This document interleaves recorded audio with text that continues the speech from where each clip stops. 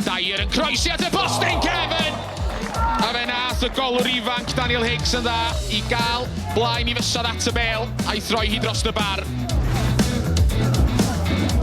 A mae'n yn erbyn Rhestr, mae'n troi tu fewn ac heibio i Rhestr ac yn croesi'n beryglis!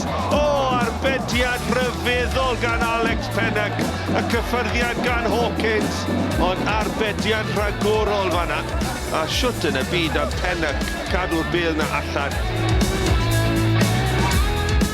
Lock yn y gyflym yr ergyd, o mae'n tan o draws! A mergyd gan Josh Lock, a dwi'n ama bod Alex Brown wedi cael blaen i fysedd at hwnna. Taran o ergyd gan Josh Lock. Pwllmor sy'n pwyso, ac o angen yr arbediad na gan Sam Seager. Honna oedd y cyfle i wrthffordd Wolfters ar peniad, ond Seager yr